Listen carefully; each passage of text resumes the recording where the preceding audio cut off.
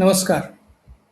बऱ्याच वेळेला जेव्हा आम्ही पेशंटना त्यांचं रक्त तपासून घ्यायला सांगतो आणि त्यांचे रिपोर्ट्स येतात, तर त्यात एक कोलेस्ट्रॉल नावाची जी तपासणी असते, त्याचा रिपोर्ट याच्याबद्दल बऱ्याच लोकांमध्ये खूप गैरसमज आहेत. तर आज आपण या व्हिडिओमध्ये कोलेस्ट्रॉलबद्दल माहिती जाणून घेऊ.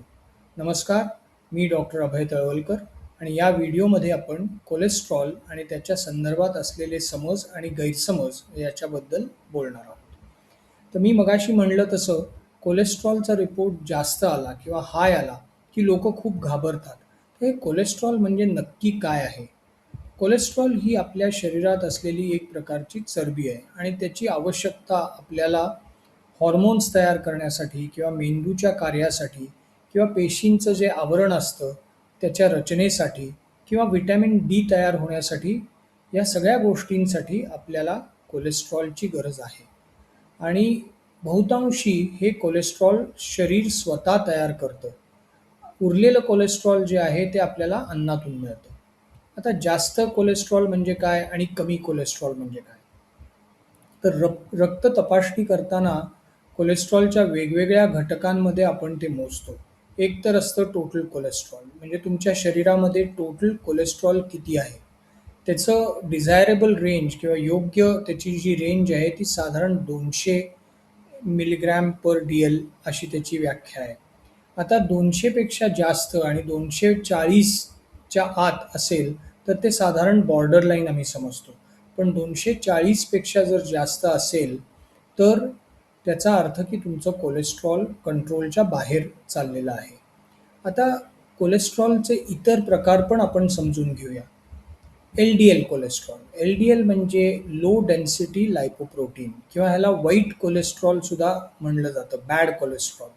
तर आता हे एल-डी-एल कोलेस्ट्रॉल हे जे आहे ते लिव्हरमधनं शरीरात पोचवलं जातं आणि जर ते जास्त झालं तर ते रक्तवाहिन्यांमध्ये साठून राहतं.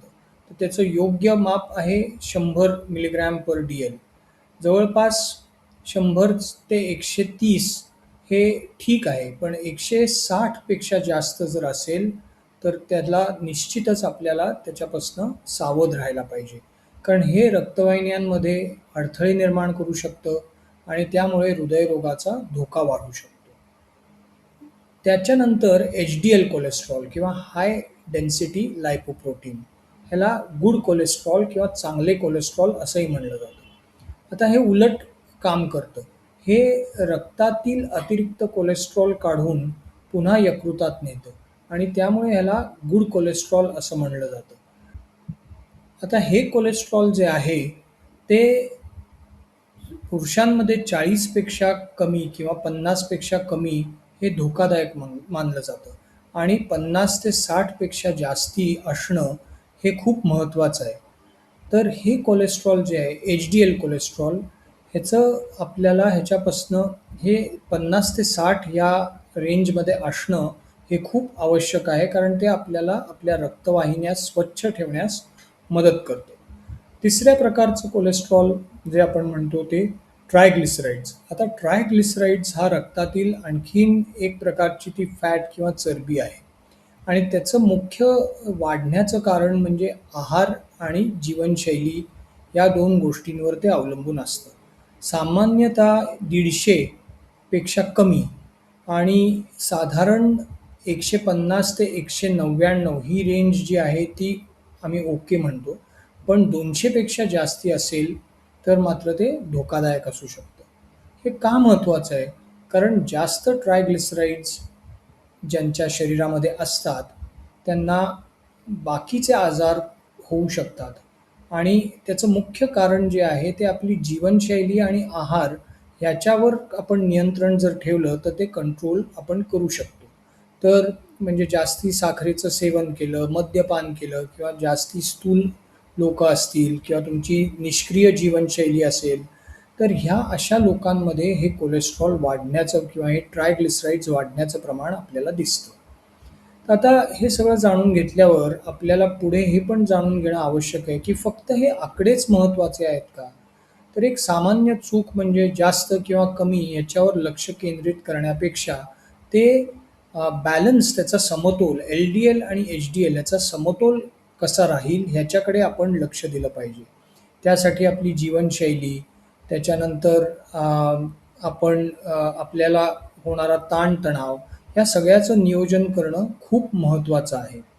तर कोलेस्ट्रॉलची समस्या सहसा एका कारणामुळे होत नाही, हे पण लक्षात घेणं खूप महत्त्वाचं आहे. ती अनेक गोष्टींमुळे होते.